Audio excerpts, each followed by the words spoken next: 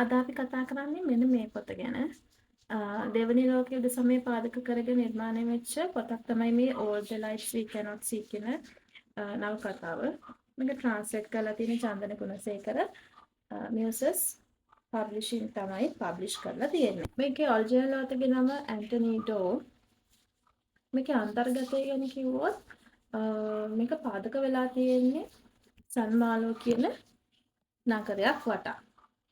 ඒකට හේතුව තමයි මේ ඕත ගිහින් තියෙනවා ටුවරිස් කෙනෙක් විදිහට මේ සන්මාලෝ නගරයට. එතකොට එයා දැන් එයා ඒ කාලේ ලියමින් ඉන්න පොතට පස්බිම හොය තමයි ඉඳලා තියෙන්නේ. එතකොට එයාට හිතලා තියෙනවා මේ සන්මාලෝ කියන සිටි එක එයා ලියන පොතේ බෑග්ග්‍රවුන්ඩ් එකට හරියයි කියලා. මොකද ඇත්තටම මේ නගරය මේ දෙවෙනි ලෝක යුද්ධ සමයේදී විනාශයට පත් වෙලා තියෙනවා. ඉතින් ඒකත් එක්ක ඔහු ඉමේජින් කරනවා මේ නගරේ කොහොම ඒ කාලේ කොහොම තියෙන්නේ නැද්ද කියලා. ඉතින් ඒකත් එක්ක එයාට මේක සුදුසුයි කියලා හිතනවා.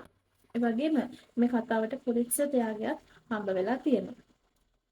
මේ සන්මාලෝ නගරයට අමතරව ජර්මනියේ ගල් අඟුරු වලින් සමන්විත නගරයක් වෙච්ච සොල්වරන් කියන සිටි එකත් මේ කතාවේ පසුබිම් වෙලා තියෙනවා. ගොඩක්ම සංවේදී පොතක් කියලා තමයි මට නම් හිතෙන්නේ. මොකද දෙවෙනි ලෝක යුද්ධයත් එක්ක සිද්ධ වෙච්ච සිදුවීම් දාමේ ඉතින් කොහොමත් සංවේදී මිනිස්සුගේ ජීවිතවලට උගා වෙනස්කම් සිද්ධ වුණානේ යුද්ධයත් එක්ක.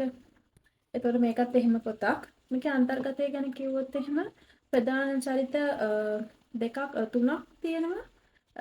පළවෙනි කෙනා තමයි මාරිලෝ ගෑනු ළමයා. ඊට පස්සේ අනිත් එකන තමයි පිරිමි ළමයා. මාරිලෝ කියන්නේ අන්ධ ගෑනු ළමයෙක්. ඒ ගෑනු ළමයා ජීවත් වෙන්නේ ප්‍රංශයාගේ තාත්තත් එක්ක. මෙයාගේ තාත්තා ඇවිල්ලා යතුරු හදන කෙනෙක්. ඉතින් මේගොල්ලෝ ප්‍රංශේ ජීවත් වෙනකොට හිට්ලර්ගේ යුද්ධය හේතුවෙන් ප්‍රංශයටත් යුද්ධයට මුහුණ දෙන්න වෙලා ප්‍රංශයටත් බෝම්බ දැමීම් සිද්ධ වෙනවා. දුවටයි තාත්තටයි මේ ප්‍රංශයෙන් යන්න සිද්ධ වෙනවා. මේ දෙන්න ප්‍රංශයෙන් යන්නේ ලොකු රහසකුත් එක්ක. මේ තාත්තා මේ දුවට හුඟා උදව් කරනවා.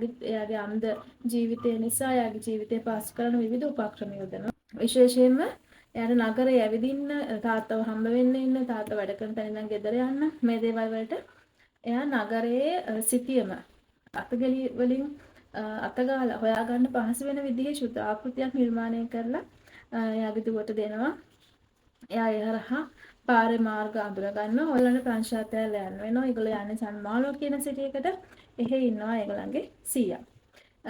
සීයා ඇවිල්ලා සීයා ගැන කිව්වොත් එයා එළියට යන කෙනෙක් නෙමෙයි. එයාගේ ගෙදර ඇතුළෙම ජීවත් වෙන කෙනෙක්. රේඩියෝ සම්බන්ධයෙන් කටයුතු කරගෙන තමයි ජීවත් වෙන්නේ. ඒ වගේම තමයි මේ සන්මාලෝ නගරයටත් යුද්ධය ක්‍රමෙන් කෙමෙන් ළඟා වෙනවා. ඔයාලා දන්නවා ඉතින් මුළු යුරෝපයේටම මේ දෙවෙනි ලෝක යුද්ධය බලපෑවා. එතකොට සන්මාලෝ නගරයටත් එනවා. මෙයාගේ තාත්තට මේගොල්ලොත් එක්ක ඉන්න වෙන්නේ නැහැ. මෙයා ඒ තාත්තට අර මම කලින් කිව්වා රහසත් එක්ක ඒ හේතුවෙන් එයාට යන්න වෙනවා වෙනත් තැනකට. එතකොට මේ දුවයි සියත් එක්ක තමයි ජීවිතය ගත වෙන්නේ. පිරිමි ළමයා ගැන කිව්වොත් එහෙම පිරිමි ළමයා ජර්මනියේ ජීවත් වෙන අනාථ දරුවෙක්. අනාථ නිවාසයක තමයි ඒ දරුවා ජීවත් වෙන්නේ.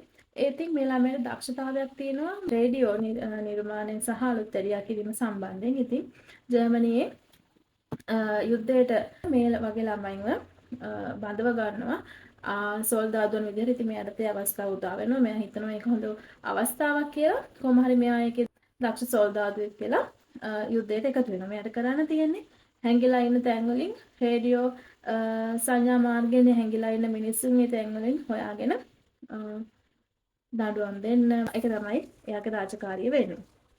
ඉතින් කොහොමද මේක මේ එතනින් එහාට යන්නේ කියලා තමයි මේ කතාවේ තියෙන්නේ. මේ තැන් දෙකක ජීවත් වෙන දෙන්න කොහොමද අවසානයේ හම්බ වෙන්නේ, මොන වගේ සිටුවීම් වලටද මේගොල්ලන්ට මොන දෙන්න වෙන්නේ කියලා ලස්සනට මේ කතාව ගලාගෙන යනවා. හරිම මේ සෞන්දර්යාත්මකයි, ලස්සනට මේ විචිත්‍රවත් කතාව ගොතලා තියෙනවා. හරිම මේ දැන් අපිට සාමාන්‍යයෙන් ජර්මන් සොල්දාදුවන් ගැන එච්චරම මේ හොඳ පැහැදීමක් නැහැනේ. හැබැයි මේකෙදි මේ පිරිමි ළමයි ගැන අපිට හරිම අනුකම්පාවක් ආදරයක් ඇති වෙන තැනට අවසානයේ මේකපත් වෙනවා. ඉතින් හිට්ලර්ගේ ලෝක යුද්ධ සමය ගැන උනන්දුවක් තියෙන කෙනෙක්ට මේ පොත මම රෙකමන්ඩ් කරනවා. හැබැයි මේකේ කියන්න ඕනේ මේක ඇවිල්ලා මේ සත්‍ය කතාවක් නෙමෙයි මේක නිර්මාණයක්. ඇත්තටම යුද්ධයට මුහුණ දුන්න නගර සහ මිනිසුන් ආශ්‍රිතව නව සංකල්පයක් විදිහට කතුවරයාගේ හිතේ මැවිච්ච නිර්මාණයක් තමයි මේකෙන් අපිට කියවන්න පුළුවන් වෙන්නේ. මේක ෆික්ෂන් එකක්. ෆික්ෂන් එකක් කියලා ඇත්තටම තේරෙන්නේ නැහැ. ඒ වගේම තමයි මේකේ මේ පොත හරහා මිනිසුන්ට සිදුවෙන යුද්ධය සහ යුද්ධයේ පසුව මිනිසුන්ගේ ආත්මයට මිනිසුන්ගේ ජීවිතවලට සිදුවෙන වෙනස්කම් ඉතාමත් ගැඹුරින් කතා කරලා තිනවා මිනිසුන්ගේ හොඳ යුද්ධ සමයේ තුල මිනිසුන් කොහොමද තමන්ගේ හොඳ රැකගෙන අනිත් මිනිස්සුන්ට උදව් කරගෙන ඉන්න ඕනි කියන එක මේකෙන් කතා වෙනවා. සමහර වෙලාවට අපිට ඇත්තටම යුද්ධය කාලේ වගේ දේවල් බලාපොරොත්තු වෙන්න අමාරුයි. ෆික්ෂන් එකේ හරි එහෙම දේවල් තියෙන එක ගැන ඇත්තටම සතුටුයි. මම මේ පොත කියවුවට පස්සේ මේකේ මිනි සීරීස් එකක් ආවා. All the Lights We Cannot See කියලාම සීරීස් එකක් ආවා. ඒකත් මම බැලුවා. ඉතින් අර අපි කියවපු දේ ඒ සීරීස් එක බැලීම හරහා වඩා තහවුරු වෙනවා. හැබැයි සීරීස් එක නම් ඉස්සෙල්ලා බලන්න එපා. මම රෙකමන්ඩ් කරන්නේ පොත කියවලා ඊට පස්සේ සීරීස් එකට යන්න කියලා තමයි මම යෝජනා කරන්නේ. අපි ඊට පස්සේ ලොකු විස්තරයක් තියෙනවා. මම එකකින් ගොඩාක් කොටසක් උපුටා දක්වන්නම්. ඔයාලට අයිඩියා එකක් එන්න පොත කොයි වගේද කියලා.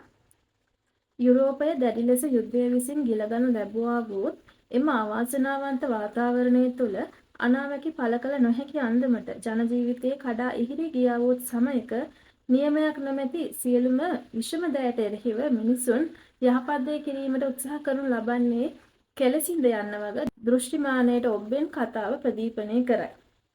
එය ධෛර්යය පරිත්‍යාගය හා කැපකිරීමෙහි චිත්තාකර්ෂණීය අන්දරයකි. එමෙන්ම නිර්දෝෂී භාවය වෙනුවෙන් ගැයෙන අතිශය ප්‍රබල ශෝකාලාපයකි.